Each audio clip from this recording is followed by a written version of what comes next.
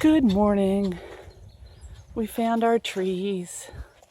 We are in Big Oaks Campground, and it's lovely.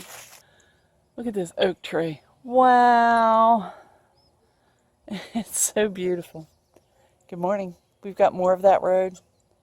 We all looked at it. It's just been paved. There's loose gravel, and there's no shoulder. And there's twists and turns. And while it would be nice to ride, it's not safe. So, we're going to Vanderpool. We're going to find some breakfast. And we're going to take pictures. So hopefully I'll have some room on a video to add this. So you can see what we missed, but look at it. Isn't it beautiful? Wow. There's a river down there. I've got some photos I'll put at the end on that. And then we're going to head off. And we'll stop, do some sightseeing on this part because, like I said, the road, we drove out it some last night and realized it just really was fairly unsafe for us, especially as low as we sit. Somebody would pop over a hill, they'd never see us. So, we again, being in our smarter time of life, because I was not smart when I was young, being in my smarter time of life, have decided, oh look, they're growing new trees over here, that I'd rather not take the chance. But look at all these cabins. Man, this place, it's got the Three Sisters Loops and the Three Brothers Loop, and these are supposed to be the most beautiful rides in Texas. So, we're going to go find out. I hope you can read that. It says Rust in Peace, Double Creek Ranch, and look, this is all their the graveyard of all the old tractors. But I love this gate. Somebody has a great sense of humor. You can see the wind. Look, I want to show you this road. See this? It's not really wide enough for our tires. We could have one here and maybe one here, but in places it gets thin. And then you've got this these blobs. So we'd have to have one tire over here, where my foot is, and one tire in, and the back tire. But if you really look, a lot of this is loose, okay? And look how big that is. This would have been a 4-mile-an-hour day, beating ourselves to death. We did that yesterday, went on long enough that I hurt my ankle. See that? Nelson's taking some pictures too. Nelson couldn't have rode on it with his two-wheel bike because he would have fallen. But there's the Rust in Peace. Rust in peace, not rest in peace. I love it. I love when people have a sense of humor about the world. There you go. Now I know you can see it. There we go. So that's fabulous. Life is good. Look at the view out here. It's gorgeous. This is supposed to be the prettiest ride in all of Texas. And I believe that. But this road, which apparently they just refinished, is terrible. And as you get further to Vanderpool, they said there's more loose stone. And the drop into Vanderpool is really bad, really bad. And it's all loose gravel. So we wouldn't have dropped down in there anyway. We would have gotten Nelson to pick us up before we took the drop. Believe it or not, we'd rather climb than drop because dropping can be a lot more dangerous. I may have told you that once before. But there we go. Show you what's ahead. I'm going to get back in the truck and move down the road a little bit. We turned back around to come get this. So. But yeah, it's beautiful out here for sure. And these are some smaller trees. We had the big trees at our campground, man. It was so pretty. It was gorgeous. We stopped again. It's beautiful. It's really, really beautiful. But as you can see, it's not really, really safe. There's an awful lot of places that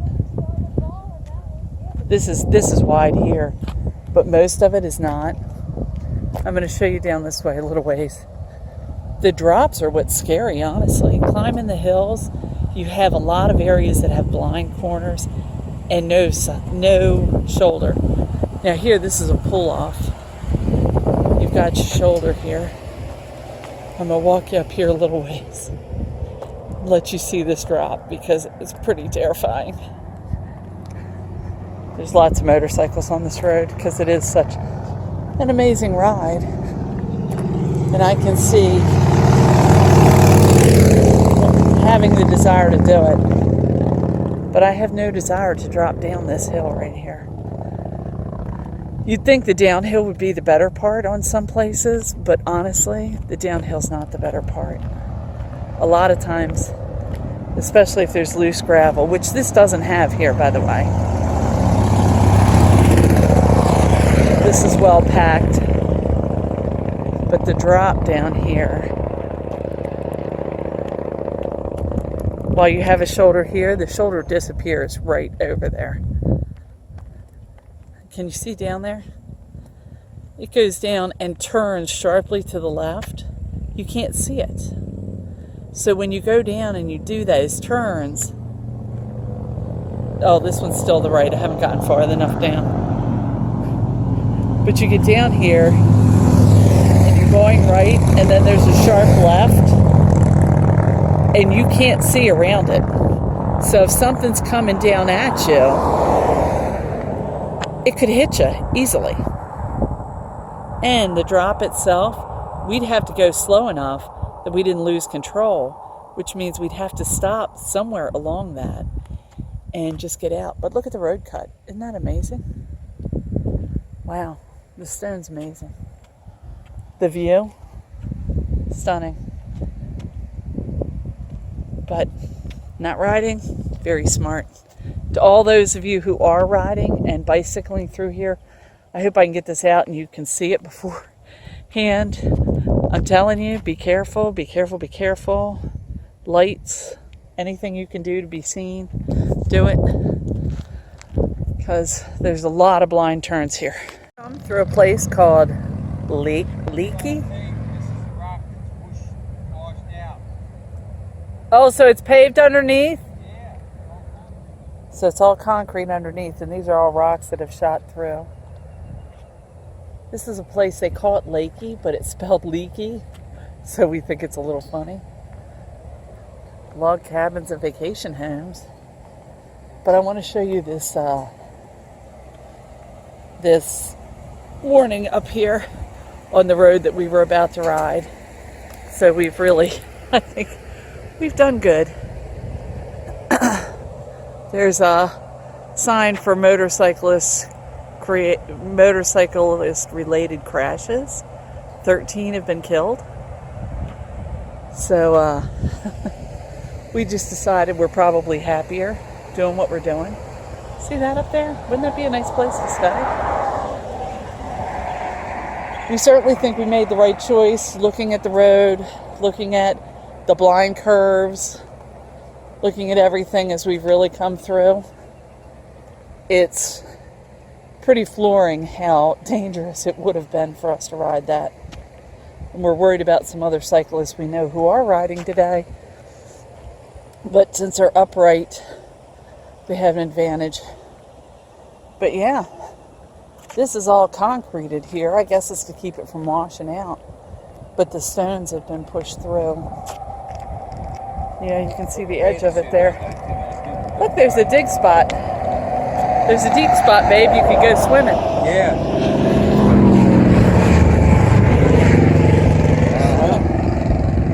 Yeah, it's like a little deep hole dug out there, probably from the water shooting out. So it's nice. It's beautiful. But the roads, I think, are fairly dangerous. Oh, cool bike. See, they have a trike too, just a different style. Theirs has a motor. So yeah, that's amazing. Well, off we go again. Well, we don't know what it is, but it's the boots all the way down the fence on this side and across the road as well. Can't help it. I don't know what it is, but right here's the spot. Here's the spot. Has to be, Dave. Halfway. Arrowroute.com. Okay, we'll have to look up at Arrowroute. Well, apparently we've gotten to Easter Island and England. There's a Stonehenge over there that looks complete. So we'll go ahead and come over this way. I'm going to try and stay out of Nelson's pictures for right now. I'm going to come stand in the shade. We are in Hunt, Texas. And this is their very own Stonehenge that they built.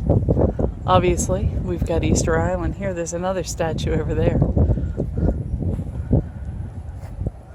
Right beside the Little League. So I'm going to take a walk in here in a second once Nelson gets a few photos. Then I'm going to go in and take a little peek. Take a little peek around, show you the wonderfulness of our world and the crazy people that decide to do things. Oh, I'm a little shaky here, sorry. Ground's incredibly uneven.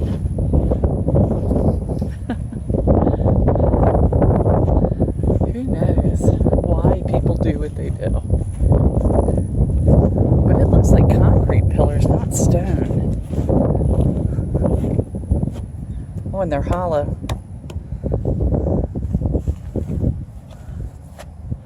So this is Stonehenge in the USA because our history is not so deep. They're hollow concrete.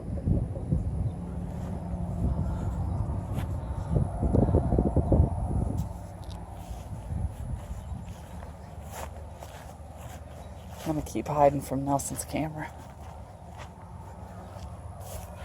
There you go. There's the little center stone. There it is. Right in the middle of town.